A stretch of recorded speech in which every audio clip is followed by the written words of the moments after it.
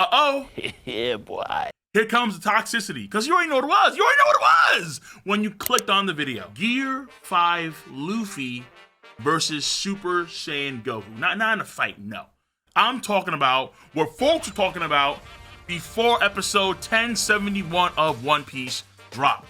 It's been 5 episodes since Gear 5 has dropped in the anime.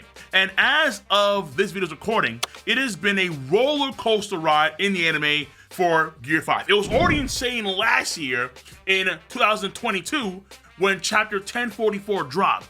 And I'd argue 1045 is one of the few 10 out of 10 chapters in One Piece. This year, Anime Expo 2023, giant, just huge Gear 5 banners and iconography, spoiling tens of thousands of anime-only watchers. Boom, Gear 5. Can't escape it, it's everywhere. Get used to it. And I absolutely feel bad for the Japanese anime-only watchers, because they've been spoiled. And even in One Piece Film Red, there was Gear 5 for a few seconds when Shanks and Luffy do their combo move on the big bad villain. So whether you like the One Piece anime content or not as of late, the fact of the matter is that before Gear 5 dropped, there was a lot of fans that are talking about how iconic the Gear 5 transformation was going to be, comparing it to the top echelon of transformations in all of anime and manga. And of course, many folks reserve that spot for the very first Super Saiyan transformation against Frieza in the Namek Saga for Dragon Ball Z. Ultimately, in a way, it boils down to Dragon Ball Z, the series that saved Shonen, versus One Piece,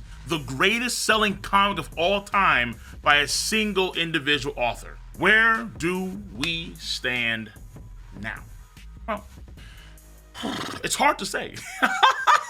On God, because one of the key things here is that the gap between Gear 5 and Super Saiyan is like that of a toddler and a centenarian, folks that are 100 plus years old. Gear 5 debuted last year in the manga, March of 2022, whereas Super Saiyan also coincidentally debuted in March, but in 1991, man. 1991. The gap between the two forms isn't even close when it comes to time frame. And that does matter, because part of being iconic is the time in which people remember that form or that franchise and how it's impacted fans. And the very fact that we're talking about Super Saiyan now is a testament to that form's longevity and popularity. And when it comes to the test of time gauge, we can only wait and see, let's say a decade out, to see how popular One Piece, now that form Gear 5, is at that point in time, 10 years in 2033. Because in 2023, the Dragon Ball fandom is still strong. The series' strength is also the transformation's strength in the minds of the people. The thing is, you won't see a lot of people put Assault Mode Meliodas in their top 3 or top 5 greatest transformations in anime manga history, since not many folks are 7 Deadly Sins fans compared to way more popular anime manga out there. That is ultimately the nature of the beast. There are great forms out there, like Alan Walker's Crown Clown, or Alibaba Saluja's Full Jin Equip. They're absolutely great forms, but their series, their franchises, don't have the same weight in the minds of the people as a series like Dragon Ball or Dragon Ball Z. And the size of the Dragon Ball fandom is massive. It is very likely the biggest fandom globally in the world for anime and manga. People grew up on the Dragon Ball Z diet for a long time. And it is, I think, one of the 2 series that got people in the West into anime and manga in the first place. It was either A, Dragon Ball, or B, Pokemon. And then I also recall, come the tail end of Dragon Ball Super, there were people in Mexico and in other parts of Latin America gathering in plazas and in other areas to watch episode 130 of Dragon Ball Super. As far as I understand, all of them are unsponsored, and mostly stemming from the love and the appreciation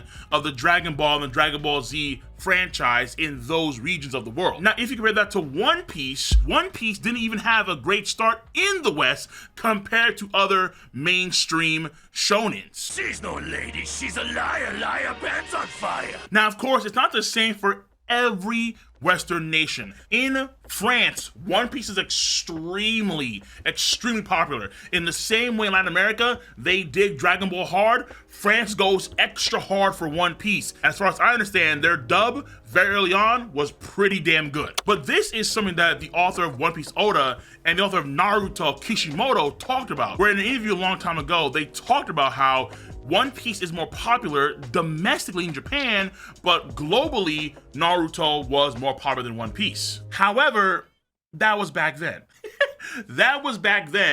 And over the course of time, things have been changing, and One Piece has undeniably been getting more and more popular globally. Because not only is it ongoing, but there are so many projects across so many mediums that One Piece has been doing, and so far has been doing successfully, and people can't help but flock to it, even though the main anime and manga is such a long series. We're also in the final saga of said series, at least in the manga. Meanwhile, Dragon Ball Super,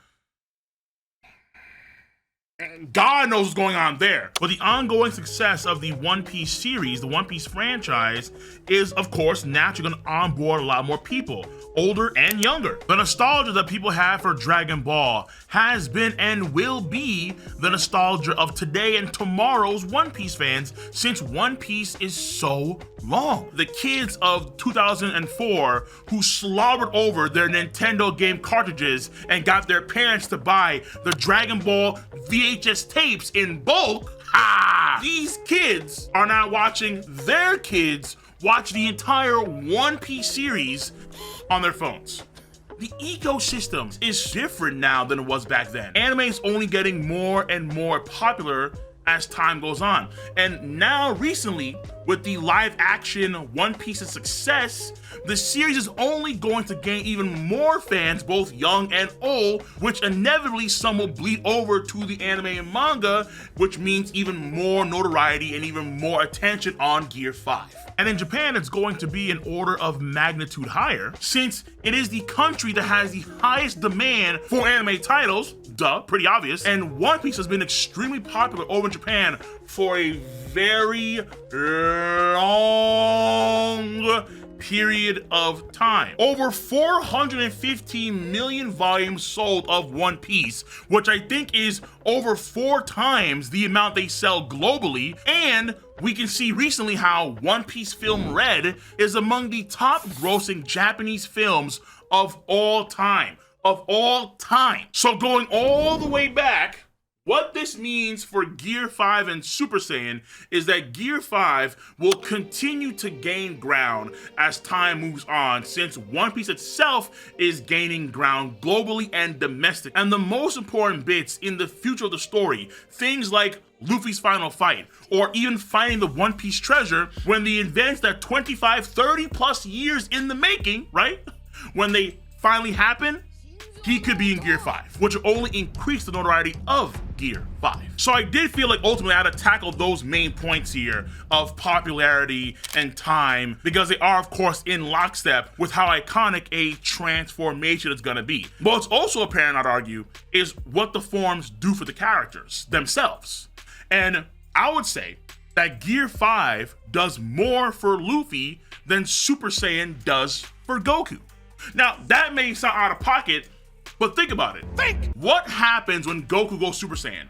He gets the blonde hair, he gets the green eyes, he gets stronger physically, he gets faster, he gets tankier, cool, all the stats raise, but that's really it. Outside of the appearance change and the stat buffs, nothing really changes about Goku. He's not using a whole new form of martial arts, or let's say his energy, his ki, has more unique properties, like let's say elemental stuff, fire, earth, water, avatar style. Compare that to Gear 5. Stylistically, the form has a complete all-white form change outside of the one purple belt. Luffy's eyes go red, where prior to that form, it's those small black dots, as per usual. But then, in terms of the ability set, it's like literally opening Pandora's box.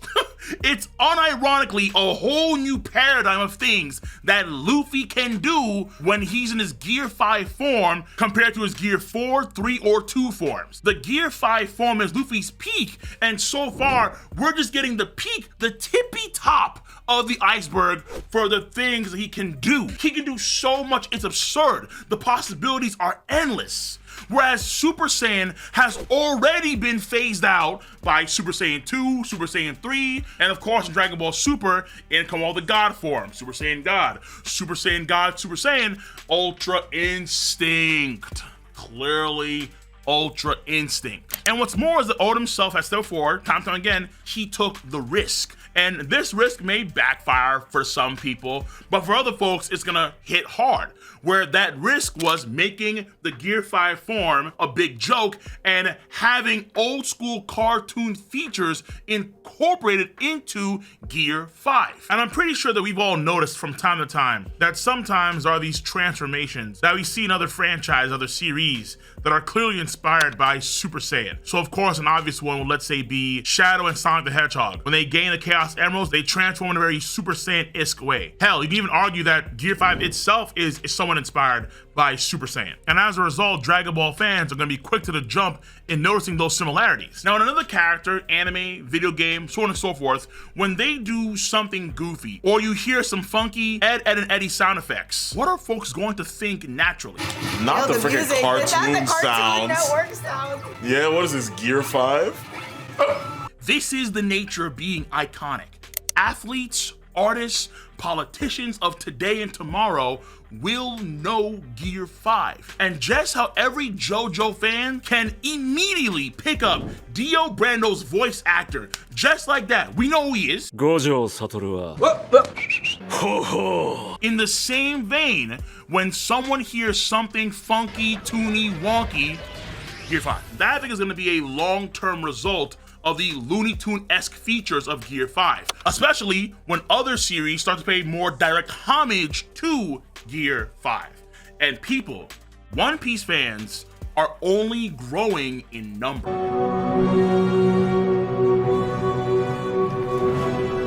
At the end of the day, But at the end of the day, personally, I think that Gear 5 is already iconic.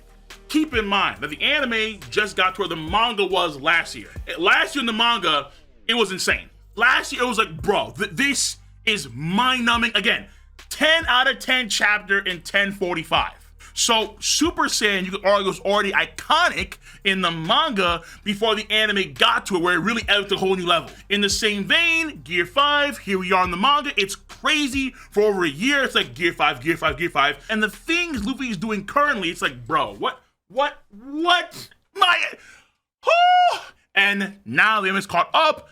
It's gotten to a whole new level of hype. And personally, I would put Gear 5 in my top 5 favorite transformations in all of anime and manga. It is my favorite Luffy form. I love it a lot. And I do respect Super Saiyan. I do. But to be frank too, back in the day, I was a Yu Yu Hakusho head. I love Yu Yu Hakusho. And even though Super Saiyan I respected, I mean, Togoro going 100%? Oh my God, bro. Damn, okay. I will admit this though. My number one transformation is a Dragon Ball Z transformation, but for another character. So that all being said, let me know your thoughts on the subject matter at hand. If you enjoy your boy's video, then support your boy with a thumbs up. Of course, subscribe to the channel, double tap subscribe to click on the bell to join the notification squad. I'ma catch you cats on the flip side. See you.